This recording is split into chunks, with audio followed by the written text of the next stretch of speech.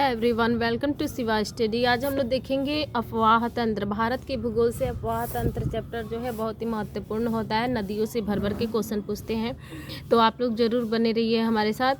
देखते हैं, पहला क्वेश्चन कह रहा है कि किसी नदी एवं उसकी सहायक नदियों द्वारा अपवाहित क्षेत्र को क्या कहते हैं? तो अपवाह तंत्र कहते हैं।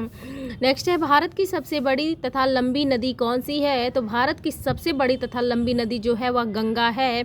ब्रह्मपुत्र नदी किस प्रकार के अपवाह तंत्र का उदाहरण है? तो पूर्ववर्ती अपवाह तंत्र का। नेक्स्ट है, मानस किसकी सहायक नदी है? तो ब्रह्मपुत्र नदी का। नेक्स्ट है, ब्रह्मपुत्र नदी तिब्बत में किस नाम से जानी जाती है? तो सांगपो नदी के नाम से जानी जाती है। ब्रह्मपुत्र नदी तिब्बत, भारत एवं बांग्लादेश से होकर प्रवाहित होती है। भागीरथी नदी का उद्गम स्थल कहाँ है? तो गोमुख में है। नेक्स्ट कह रहा है कि लेह सिंधु नदी के किस तट पर अवस्थित है? दाएं तट पर। भारत के किन दो नदियों के उद्गम स्थल लगभग एक ही हैं? तो ब्रह्मपुत्र और सिंधु। नेक्स्ट है, बांग्लादेश में गंगा नदी को किस नाम से जाना जाता है? तो पद्मा। नेक्स्ट है, गंगा नदी के तट पर स्थित सबसे बड़ा शहर कौन सा है? तो कानपुर। गंगा की वह सहायक नदी कौन सी है जिसका उद्गम मैदानी भागों में हुआ है? तो गोमती, पीलीभीत।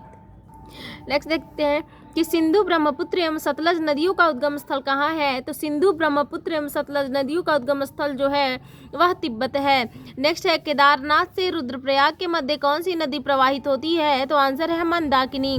नेक्स्ट है, मंदाकिनी नदी किस जल प्रवाह अथवा मुख्य नदी से संबंधित है? तो आंसर है अलकनंदा। नेक्स्ट है, बद्रीनाथ का प्रसिद्ध मंदिर किस नदी के तट पर अवस्थित है? तो अलकनंदा। नेक्स्ट है, यमुना नदी का उद्गम स्थान कहाँ है? तो बंदरपुर श्रेणी के यमुनोत्री हिमनद में। नेक्स्ट है, दामोदर नदी किस नदी की सबसे बड़ी सहायक है? तो हुगली। नेक्स्ट क्वेश्चन देखते हैं कि भारत की किस नदी पर विश्व का सबसे ऊंचा पुल बनाया गया है? तो आंसर है चिनाब नदी पर। नेक्स्ट है, नर्मदा एवं ताप्ती नदियां समुद्र में गिरते समय किस संरचना का निर्माण करती हैं? तो आंसर है ज्वारनमुख एस्चुअरी। नेक्स्ट है, भ्रंश घाटी से प्रवाहित होने वाली दो मुख्य नदियां कौन सी हैं? नर्मदा एवं ताप्ती।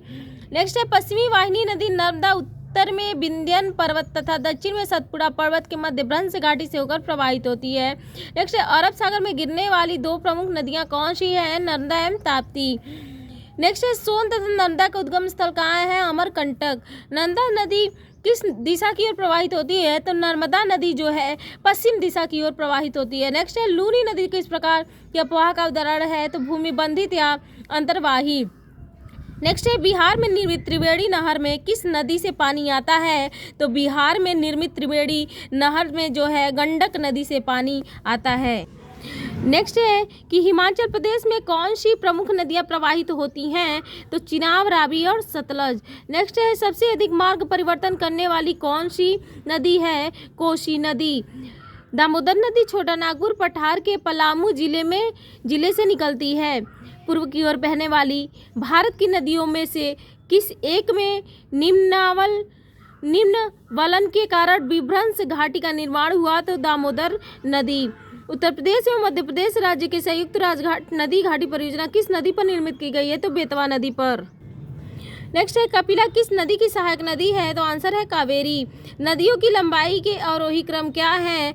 तो जो है इसके अवरोही क्रम में गोदावरी, महानदी, नर्मदा एवं ताप्ती का सही अनुक्रम है। पहले गोदावरी आता है, फिर नर्मदा, फिर महानदी, फिर ताप्ती। नेक्स्ट है, दक्षिण भारत की नदियों में किसका जलग्रहण क्षेत्र सर्वाधिक है? तो गोदावरी का। प्रायद्वीपीय भारत की नदियों में से कौन सी नदी सबसे लंबी है? गोदावरी। हंगरी किस नदी की सहायक नदी है? तुंगभद्रा की।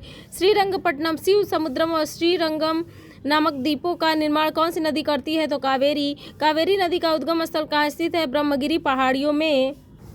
कह रहे हैं, कावेरी नदी कर्नाटक, केरल, तमिलनाडु एवं पुडुचेरी राज्यों में होकर प्रवाहित होती है। तो आज के लिए इतना ही।